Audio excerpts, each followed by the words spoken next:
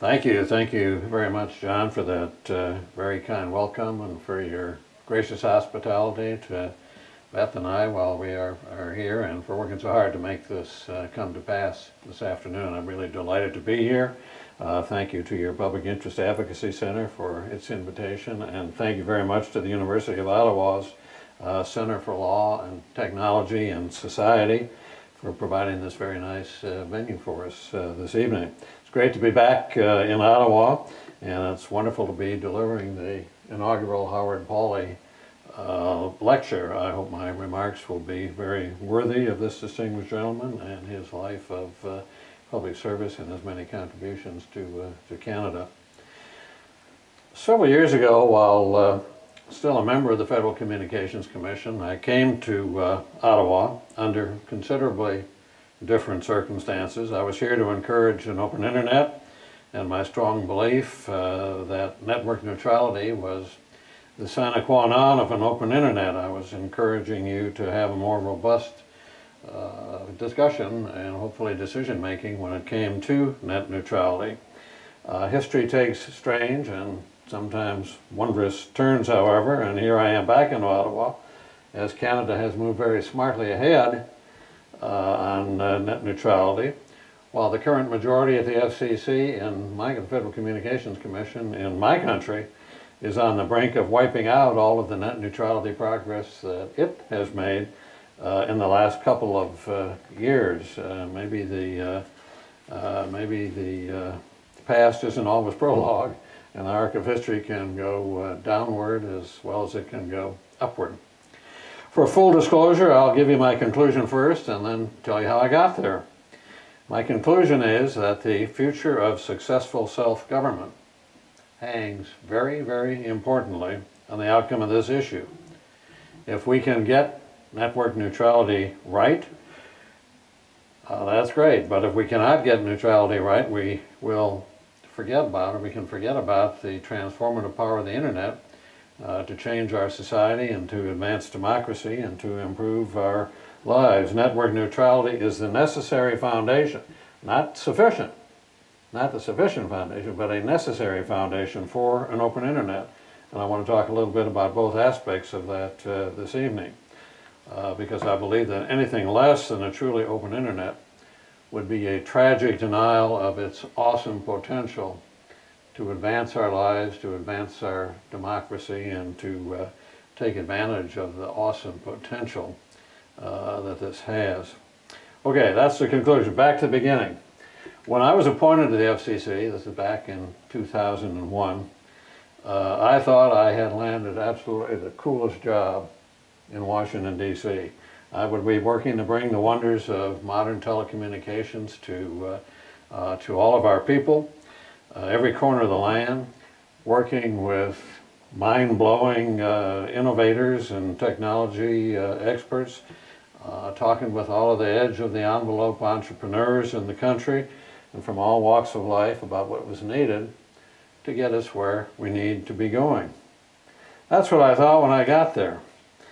After a week or so on the job, I learned that wasn't going to be the bulk of my job at all.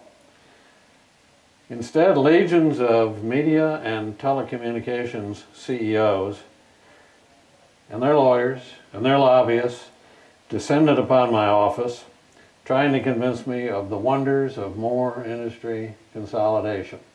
It had already been going on for a number of years. They talked all of this lingo about economies of scale and efficiencies of production and wiping away the chaos, that's their word, of competition and the confusion that diversified ownership brought with it. And they were talking to a commission majority that was only too anxious to buy into that and to do their bidding. A commission far too beholden to the special interests, and one wedded to a discredited ideology of unconstrained free markets and the beauties of regulating monopolies, the beauties of self-regulating monopolies and oligopolies. So as soon as the FCC would approve the merger of those folks who walked through my door, along came the next company's brass the next day, knocking on the door, And they told me, well, since we had approved, often against my wishes, but the majority had approved that previous deal, we had to approve this one too, just to be equitable and just to be fair about it. So the consolidation bazaar went on the whole time I was there, under Republican and Democratic administrations alike. There were a few exceptions. There were probably more, well, there were definitely more exceptions while the Democrats were in control of the commission than the Republicans, but still the exceptions were not frequent enough. The Democrats often joined the Republicans in approving these mergers. With the arrival of the Trump administration and the appointment of a new FCC chairman now who is fervently in love with all of this free market ideology and who has worked for big telecom interests through much of his career. And he sees things very, very differently, and he's opening the doors, I think, to an even more active bazaar of mergers, acquisitions, and media and telecom consolidation. Instead of putting the public interest first, and that's a duty I should mention that is imposed on the FCC by the Congress in the guiding telecommunications statute of 1996. The job of the FCC is to serve and advance the public interest. And I asked my staff one time, I said, go back and look at that telecommunications law and tell me, is public interest mentioned once or twice or 3 times? How important is it?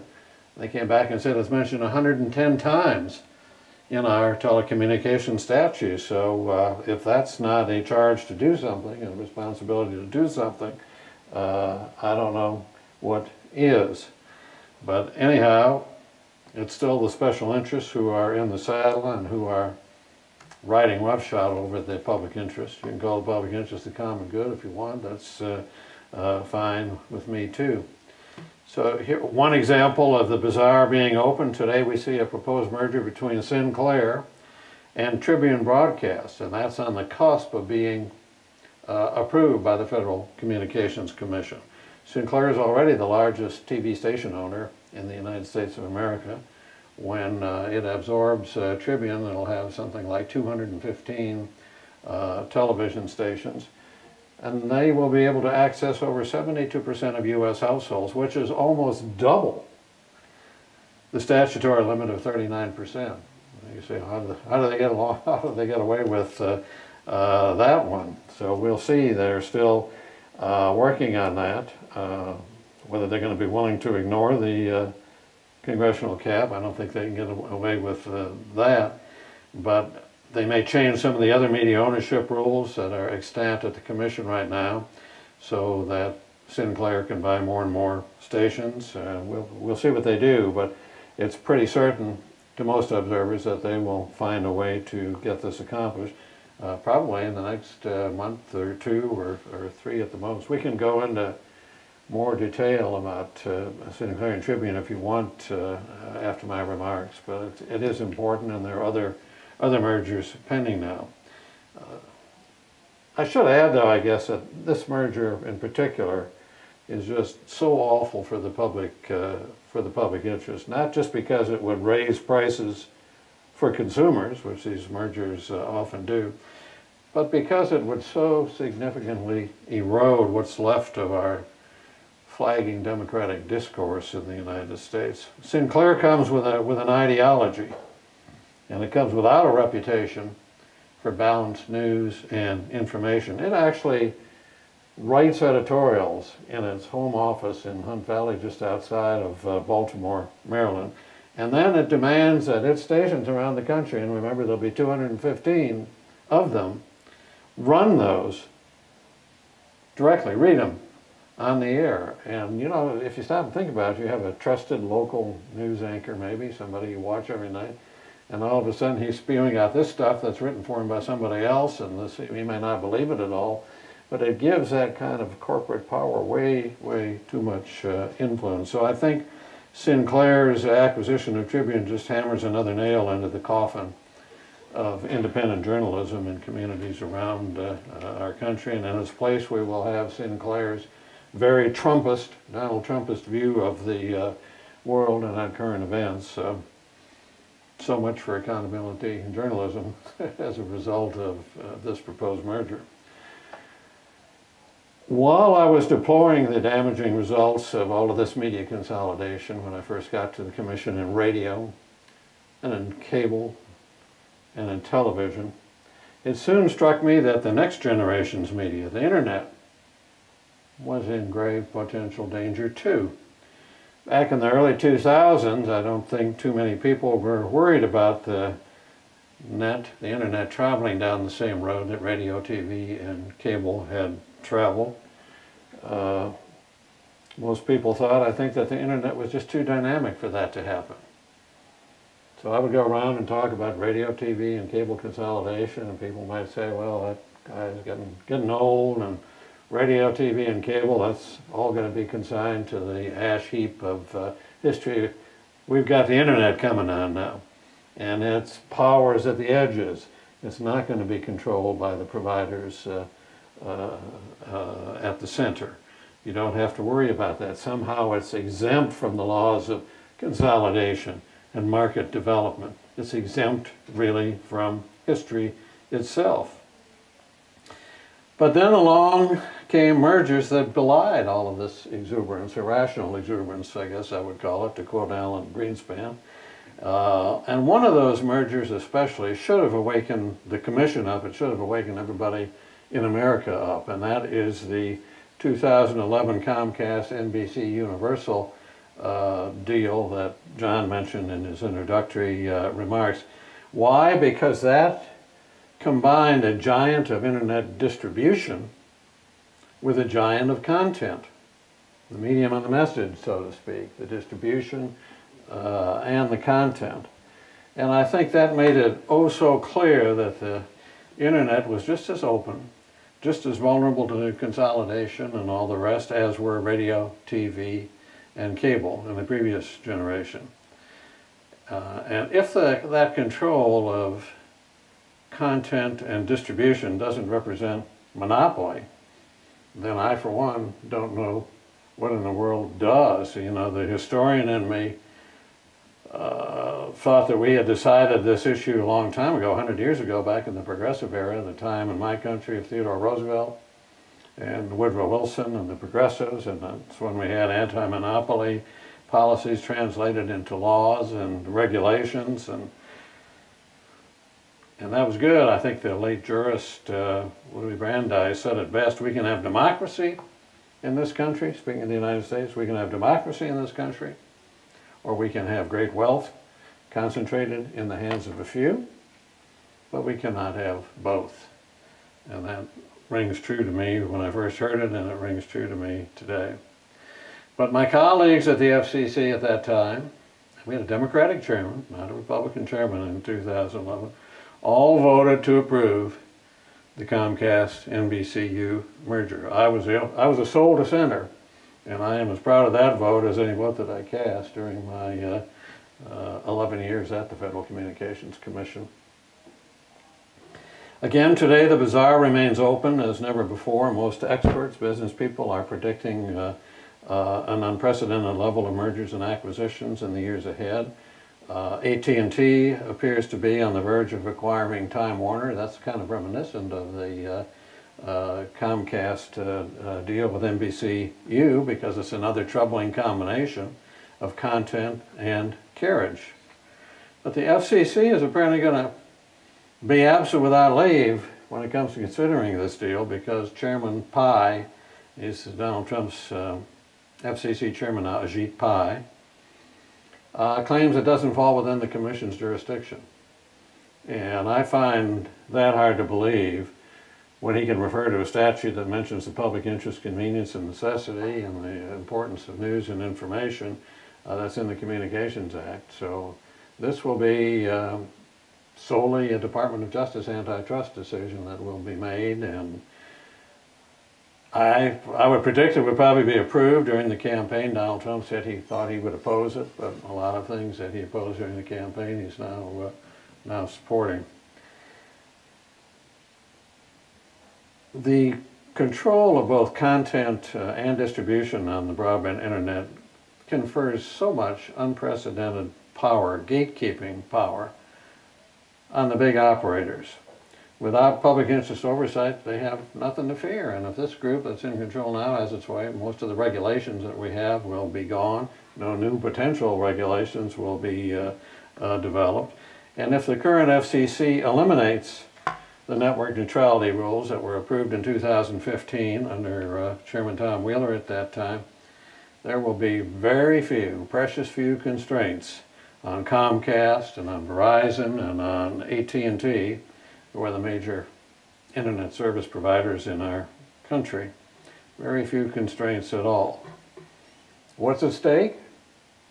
Well, a consumer's freedom to access the content of her choice, to run the applications she chooses, to attach the devices that she wants, to organize for causes that she believes in, but big corporate gatekeepers might not believe in it, and to be protected from consignment to the slow lane of the internet so the monopolists can sell fast lanes to their affiliates and business friends who can afford to pay more.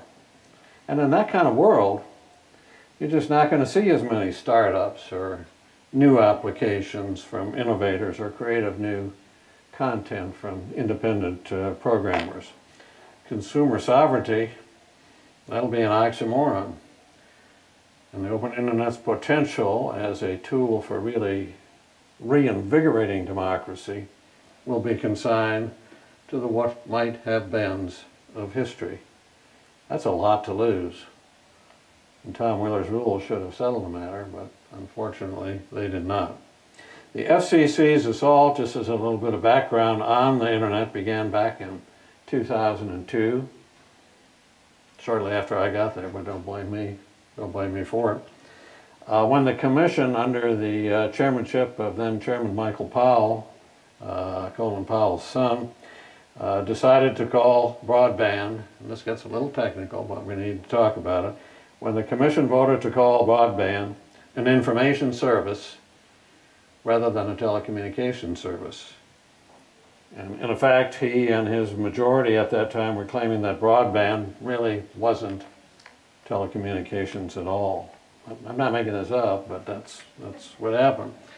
I voted against that 2002 action.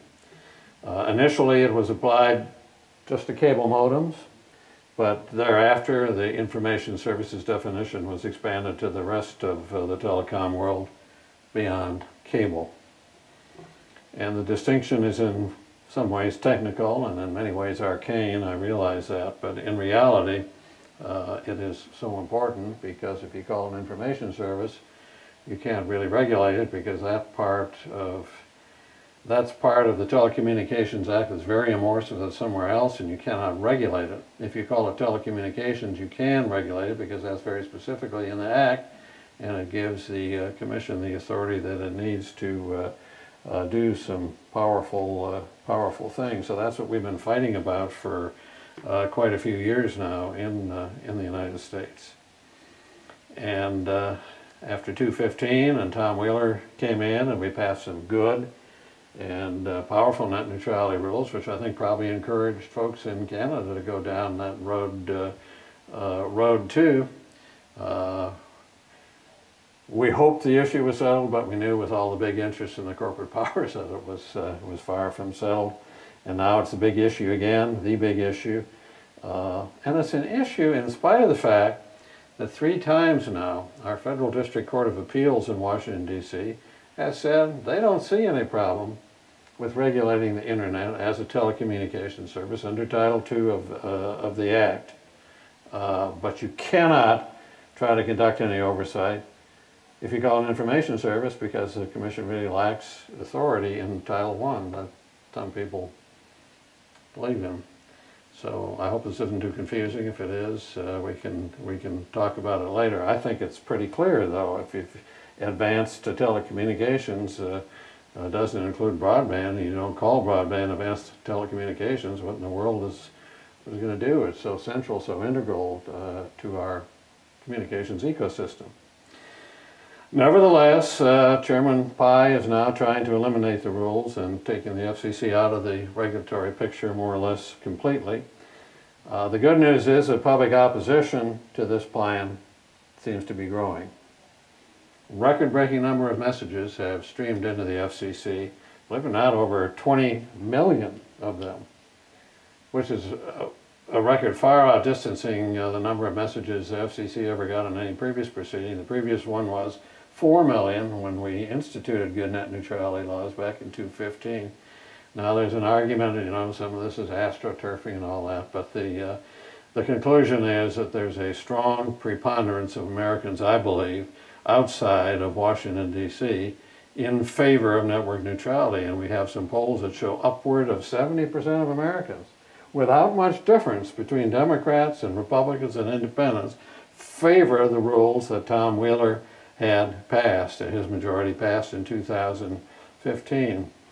But Washington, once you get inside that beltway, everything is partisan. I cannot find a Republican on media consolidation, media ownership to join ranks with me in this year of 2017, although back when I first started there was a little more bipartisanship. Can't find it, but this group that's in power now needs to get outside of Washington, D.C. and talk with the people, and we'll see what happens.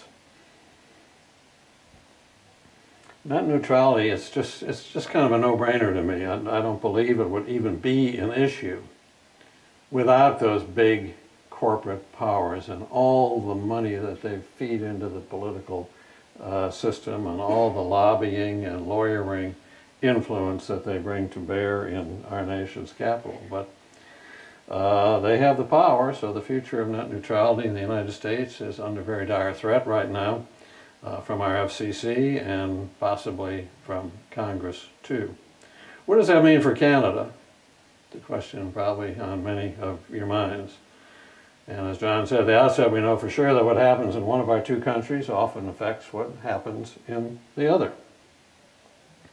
So if the United States backtracks to a Neanderthal, non-regulated net neutrality regime, it's not going to be helpful to Canada's recent embrace of a powerful net neutrality regime here. On the other hand, I think it's encouraging that nations around the world are increasingly seeing that the go-it-alone policies of the Trump administration are many times problematical, and are beginning to understand that just because our president wants something, or our regulatory commission wants something, then it doesn't necessarily have to be that way. But I take it very seriously here in Canada. Nothing in life or in politics is necessarily forever, so I think those of you who believe strongly in net neutrality really have to be vigilant, you really have to be committed, and you really have to be involved in this. Don't just take the stand, well, we got this solved. We've got really a good net neutrality regime now. It's the model of the world, probably the best ever. And I just say, well, look what happened in the United States, and you're going to have to work hard to make sure that that doesn't happen here. I'm very happy to know what the CRTC and the new government did on net neutrality. You'll look closely at the matter. You have set an encouraging policy direction, and I urge you to keep at it just as hard as you can, and keep in touch with those in our country who applaud what Canada has done on net neutrality, and let's work together. I know the PAC has done this, and one great example of its work here is its cooperation with the Benton Foundation in the United States. Benton's current head, Adrienne Furness, who John knows, and many of you know her, is the daughter of Charles Benton, who was the late founder of that organization and a champion of the public interest, whose memory really brings to mind the public interest dedication that Howard Pawley had. They were kind of two peas in a pod, people who just exude the public interest and just fought so hard all of their lives for the common good. As an aside, and many of you may know this, I should just mention, we owe the term network neutrality and much of the thinking that has supported our campaign to get neutrality to a great Canadian American, who's my friend Tim Wu, who some of you may know. And I think his work has been instrumental in helping countries around the world advance on this. Brazil is an example. I think the European Union is moving in this direction. But it's an issue that should have been settled long ago. And I say that because there are so many other, and in many ways more profound challenges with which the internet confronts us than just net neutrality. And while we go back and forth in our country, the regulatory agencies, one regime against those of the predecessor, these other challenges go unaddressed. And they are, to my mind, way too important to go unaddressed. In their very important book, which I recommend to you, it's called People Get Ready, The Fight Against a Jobless Economy and a Citizenless Democracy, my friends Robert McChesney and John Nichols bring us face to face with the centrality of the internet to every human being on this planet. Other scholars too are awakening to this challenge, but we're awakening to it late, very, very late. I hope not too late. As already inferred, consolidation is one of these huge challenges. You can have a net neutrality regime, but you're still going to have all of this push for more consolidated, huge firms controlling the internet. Because those who have the power to control where we can go on the net and to decide whose sites are going to survive and whose are not going to survive, and who can charge what they will for access to the internet, which to my mind is a public good, who can derail entrepreneurs and innovators who are challenging them. Those companies wield power that no corporate power should be allowed to wield in a democratic society. And I say again, talking about all these mergers like Comcast and NBCU and Sinclair, those are mergers that confer upon a company, private company, more power than anybody should be allowed to wield in a democratic country. And that means the United States, that means Canada, I include everybody, because I believe a consolidated media and telecom world is completely out of sync with a successful system of self-government. Then there's the commercialization of the internet. Too often, we see all this fake news supplanting genuine news. We see infotainment replacing deep dive journalism, shouted opinion displacing facts, and we the people become nothing more than products to be sold to advertisers instead of participating citizens in the experiment and the conduct of democracy. To me, that's a high crime. The treatment of people not as citizens to be respected and as informed, but as products to be sold to benefit a company's bottom line. So when you sit in front of that TV set, that's basically what you are, and that's basically what the big consolidators are trying to drive. Right now, we lack a model to support real online journalism. Yes, there are some sites who have learned to survive, and we all know who they are, but we have come nowhere close yet to replacing the journalism that we lost in radio and television and cable and newspapers with what we've gained on the internet. It's estimated that in the United States, when you take all the changes into consideration, we've lost maybe a third to a half of our newsroom staffs, our journalists, a third to a half since around the year 2000. So ask yourself what that means. I mean, reporters given a job now go out and take your own camera because we don't afford to have a crew. We fired all those people to finance the great big transaction that we just did, so we had to fire a lot of journalists. So the ones who remain, get a story, go out, see how many hits it gets in the next hour or two, and if you get some, you can continue with it, but if not, get your camera back, go back outside, find another story, and run it. Read Doris Kearns Goodwin's book on the bully pulpit and in the era of Teddy Roosevelt, when some of those big press owners would say to Ida Tarbell or Ray Stannard Baker or other well-known journalists, take 6 months, take a year, go investigate, get a story. Look at the meatpacking industry or the oil monopolies or anything else. We don't have very much. We have some. I'm not saying we don't have any of it. We have so much less of it than we need to have. As sort of a related question we could ask ourselves in this internet age is, what is the responsibility of those big internet companies themselves, like Facebook or Google, to support journalism while they're making billions and billions of dollars running ads next to news that other people develop? I think it's there. We need to discuss it. We need to have some policies, because we have to find a way out of this news void, because an uninformed electorate is bound to make worse decisions than an informed electorate, and all we have to do is look at the United States right now to find out the truth of that statement. There are copyright issues in an environment that has permitted too few to control the cultural heritage of nations. You know, some of these people can get up to, what, they and their proxies and progeny up to 150, 175 years before their works can become public. And that, to me, is as blatant as bank robbery. We have all of this history locked up by people, some of them very prominent in the internet world, who control it. It's difficult to access, and if the internet is really going to be serving its historic potential, it ought to be making all of that stuff available.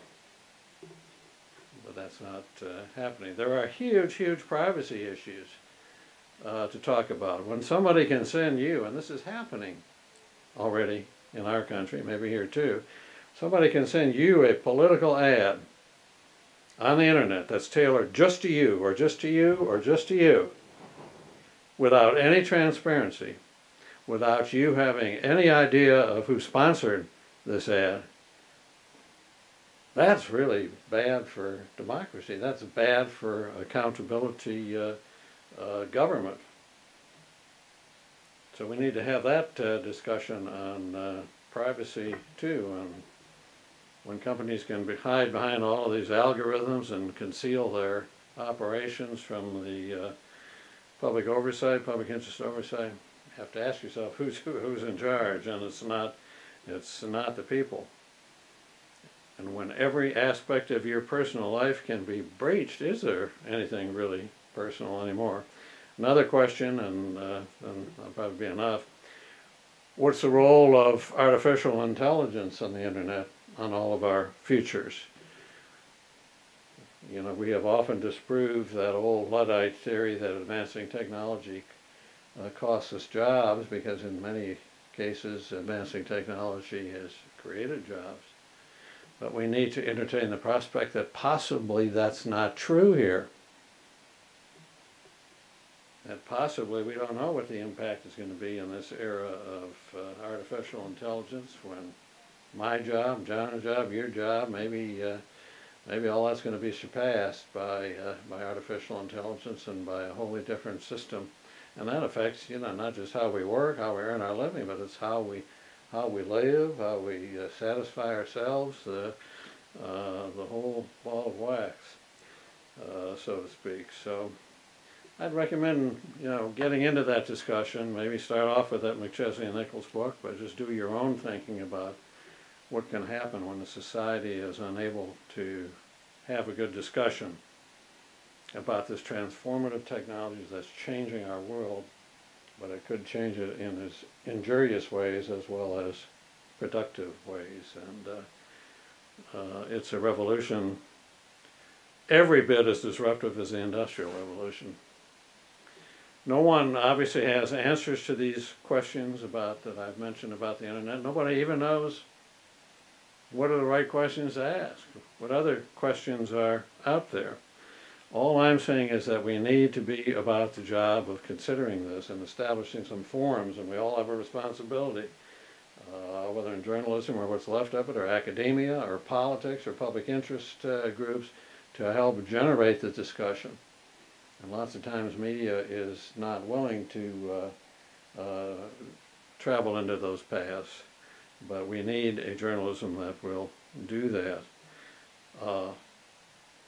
It's not going to come out of Washington, D.C. in my country, that's for sure, with the Congress and the president we have. It's not going to come out of a Congress that's already taken 50 or 60 votes on health insurance, and they still haven't got a majority to do anything one way or the others.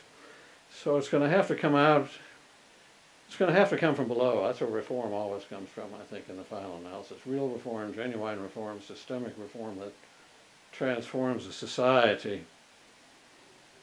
That comes from the grassroots, and that's particularly so right now when we're in such a sorry state of leadership in the national area. One more observation on the media, and I've inferred this throughout my talk, but downsized and diminished as it has an obligation, really, to inform people in both of our nations. As it diminishes, our society diminishes. And you know, I used to teach history years and years ago, and I knew very well that going back to the founding of our country, and I'm talking back to right after the Revolution and the establishment of our government, getting news and information out to the American people was considered perhaps the top priority of government.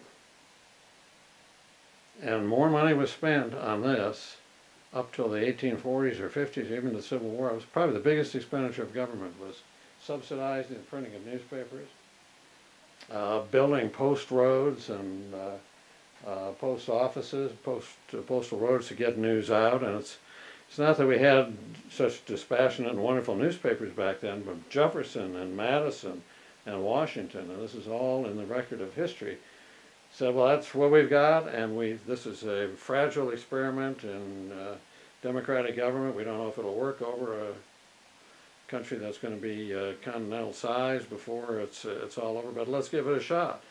Let's inform the people and let them make the best decisions they can for the future of the country. And here now, fast forward 2017, and that kind of thinking is virtually gone in Washington, D.C. George Washington actually fired I think it was the Postmaster General that he inherited from the Articles of Confederation government, because that fellow refused to spend money on building the infrastructure to get this news and information out. Now that seems strange, I know, but it actually happened. So we have that tradition to build on, but now it's just pushed aside by politicians who are beholden to other interests, by a media that has been diminished and really hasn't got the attention it needs from the American people, because it's not really teed up for the American people. But if we could learn that lesson 225 years ago, we sure as heck ought to be able to do something now to figure out how we restore journalism. We should be in a golden age of media, and we might have gotten to that golden age if the consolidators hadn't bought up and killed off so much independent media, if they had not been so beholden to Wall Street expectations. You know, in the old days, if you ran a newspaper station, you made a decent living, I don't know, 4, 5, 6, 7%, whatever. That was fine. You were doing a public good, you were making a good living. But fast forward to this age we're in now, when 31% of our newspaper chains are owned by private hedge funds, and if you made 15% this year, you better make 20 next year, and if you make 20 next year, you better make 25 after that, because that's the unforgiving expectations of the marketplace. And I know lots of different industries are going in that direction, but this is a very special industry. This is democracy's lifeblood. This is what we depend upon to get ourselves sufficiently educated so we can cast intelligent ballots and make informed decisions. So I wouldn't still be involved in all this if I didn't have some little kernel of optimism left. I believe in democracy. I believe in reform from the bottom. I believe even in an era like we are now in my country, with politics as it is, if we can't get all the good things we'd like to want, we can maybe stop some bad things from happening, and that's kind of what we're doing right now with net neutrality and all the rest. So I want to work for that golden age. We need that golden age. We're not going to get there separately, your country or mine. We need to work together with other like-minded people. And it's a tough climb, but I think it's a climb worth making, so I think we should all put on our mountain climbing boots and get on with it. And with that, I am happy to take some questions or hear some comments or see what John wants to do here. Thank you very much for your attention. I appreciate it. All right, my first one is to you, Michael. I think a lot of people in the room are watching the FCC and what they're doing with the net neutrality proceeding at the moment, wondering what's going to happen. So I'm going to ask you to kind of crystal ball it for us here and tell us what's going to happen in the next 2 years and what steps should advocates take there to weather the storm, and maybe what should we be doing here? Talk about guesswork now. You really want me to Yeah, I want you to guess. I think there's a good chance that the Commission, the Federal Communications Commission, will move to eliminate network neutrality probably before the year is over, and then a majority of the Commission will favor that. I don't know what little additions they'll make to total elimination, but we'll just have to see. Then we'll go to court. Citizens will sue, public interest groups will sue. Nobody else does, I'll sue. But I think there'll be a lot of people who are willing to sue on that. So that could take a year or so to develop. What worried me more than the FCC doing this was Congress getting into the act with legislation. Because when Congress acts and redefines telecommunications or something like that, that's a lot of land. And the courts have a hard time overturning something like that when it's in legislation. So I am hoping that these 20 million Americans, most of them in favor of strong net neutrality, who wrote into Congress, will demonstrate to members of our House and to members of our Senate that this is really a hot potato, that maybe you don't want to touch this issue before the 2018 elections. All of these Congress people have a lot on their plates. They have all of these controversial issues in Washington, and I don't see a lot of them say, hey, let's take on all these people who support net neutrality too. Now that's my hope. I think it's hopefully realistic. So to that extent, delay, if we get beyond February or March or the latest April of 2018, I don't think it's, if they haven't acted, I don't think they're going to legislate then. I think people like Mitch McConnell would say, you want to legislate, bring me something that's got a solid majority and don't get me sidetracked on all of this other stuff. That's a guess. Don't hold me accountable. No, I'm asking for absolutely for your best guess. So other folks, way in the back there. Yeah, my name is John Anderson. I've written a study for the Canadian Centre for Policy Alternatives on the fact that Netflix, Google, Facebook, these companies don't really pay any taxes in Canada and are not really regulated. I wondered if you could talk about how that works in the United States and what is the regulation of Google, Facebook that you've talked about, and whether they are paying their fair share of taxes. Well, I think not. I think the situation is that historically, I talked about this net neutrality fight, and is the internet part of telecommunications or isn't it? And that debate goes on. But I think long term, to address not so much net neutrality, but these other issues that I talked about that are going to impact our future, the commercialization, the content, and all of that sort of things. That's probably somewhere along the line going to require coming out of what I hope will be a serious national conversation, but require legislation.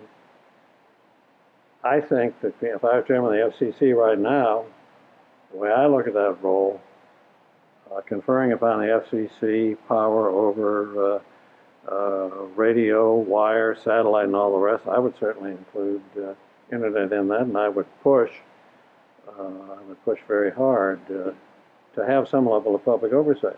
If this is going to be the internet, our town square of democracy, and if that town square of democracy is going to be paved with broad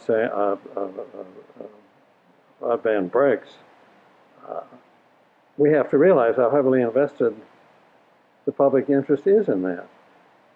You see cable and radio, television having less and less influence in the news, less and less resources for the news. Now, if we're going to move it all, conduct our elections and everything, and our public policy dialogue there, if that isn't invested with the public interest, if that doesn't have to do with Washington and Jefferson and Madison talking about getting information out to people, I don't know what does.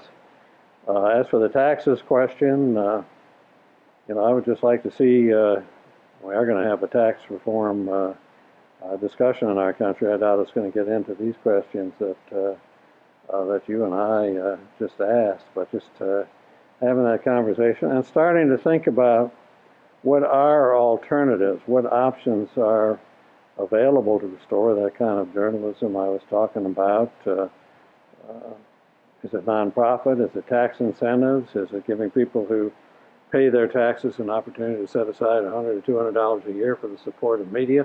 Are there other options out there? We've got to find something.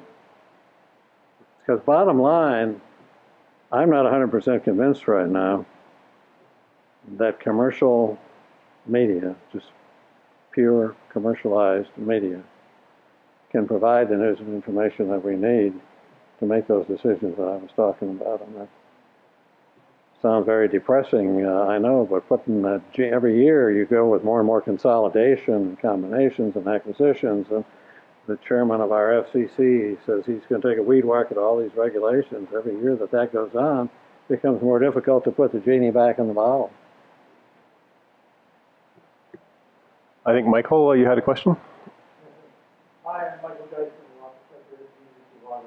To continue with the discrepancy, there was a story out this morning in Politico that 46% of Americans think that the media makes up stories about Donald Trump. How do we solve an issue when half of your country thinks thinks that the news really is fake? I think the best antidote for fake news is real news. And I've always thought that, and that goes back to what I've talked about in this talk. How do we restore real investigative journalism? Yes, there's a lot of fake news, not just the media, but a lot of people on the internet developing it. It's a thorny problem. You have First Amendment rights and all of that you have to be cognizant of as you go ahead.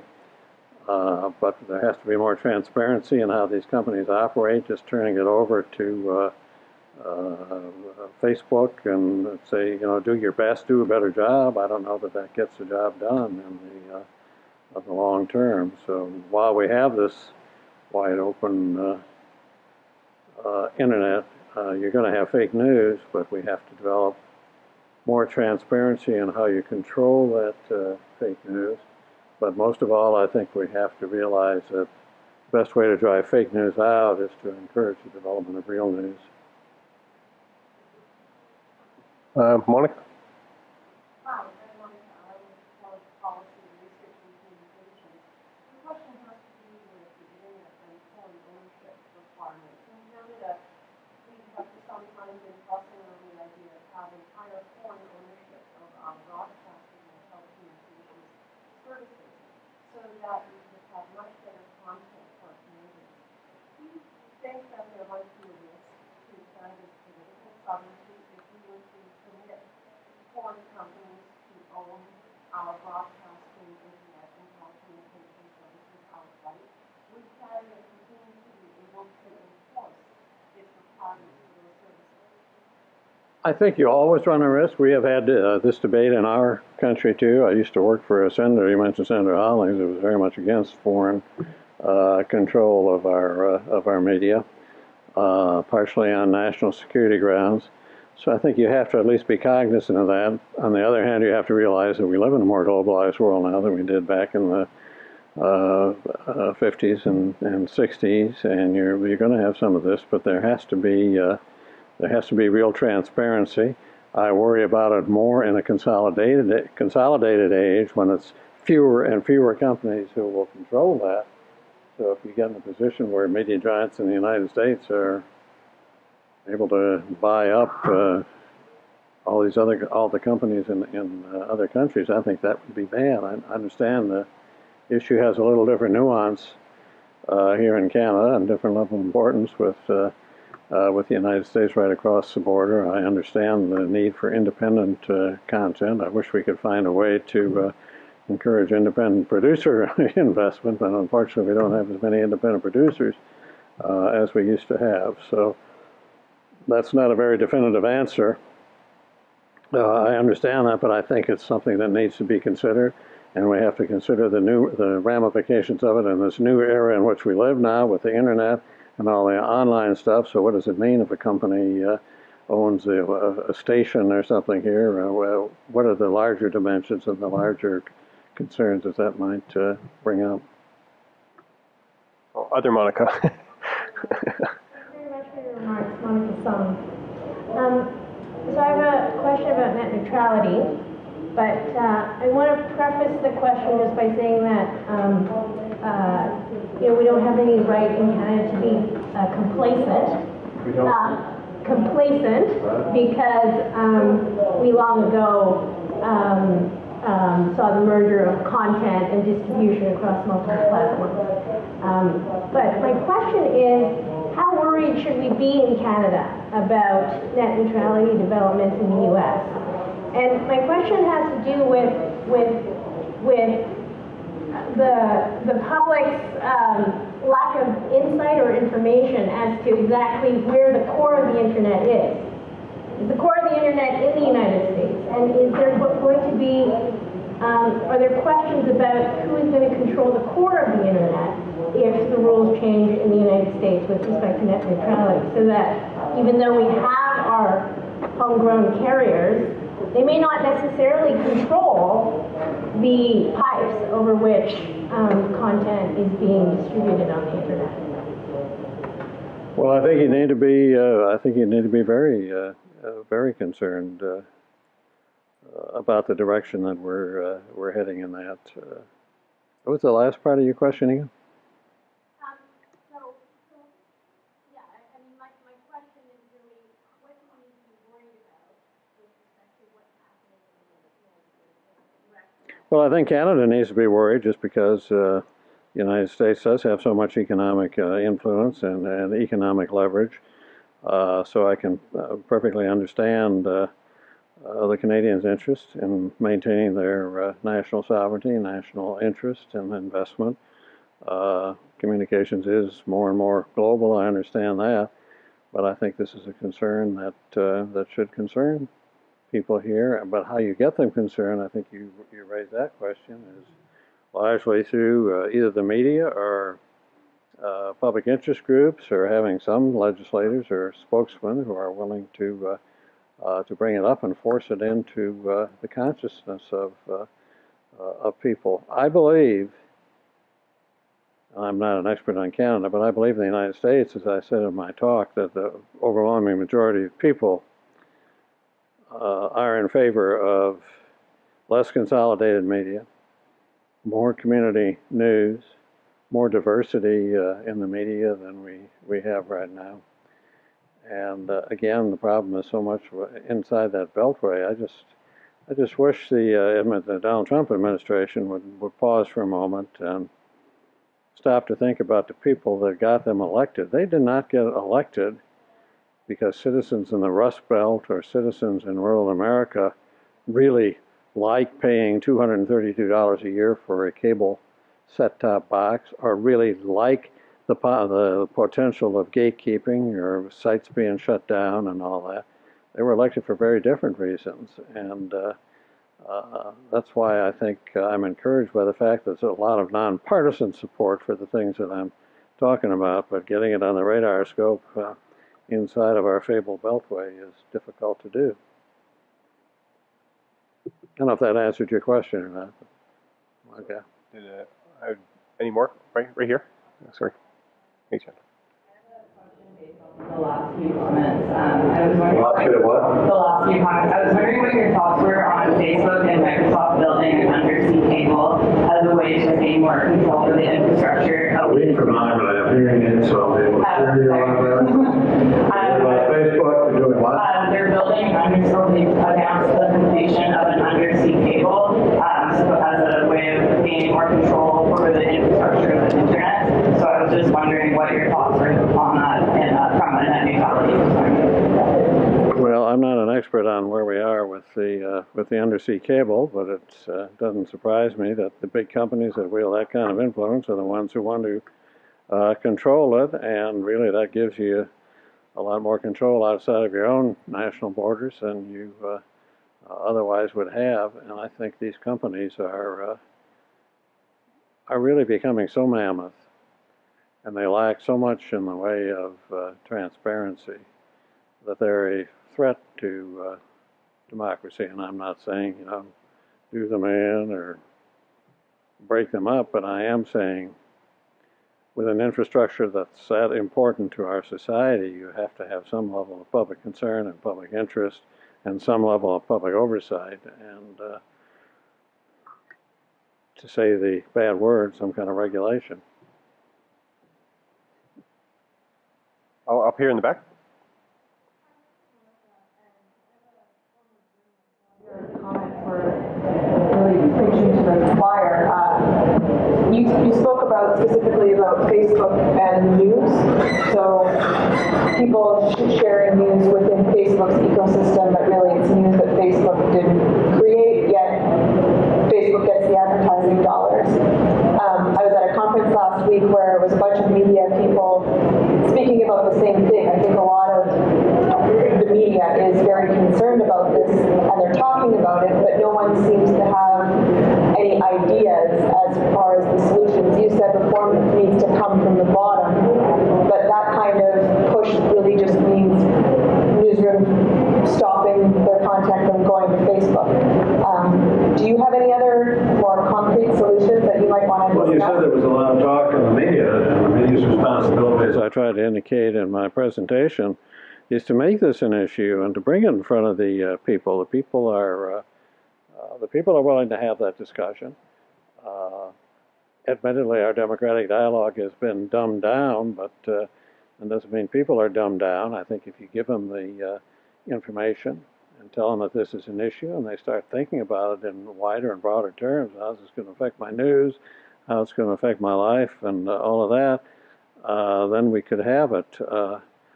And I'm not saying Facebook and Google don't do anything at all to support journalism, but in terms of the vast resources that they have and the money they're making off of news that they don't often produce, they need to be looking inward, and we need to be looking inward toward them too.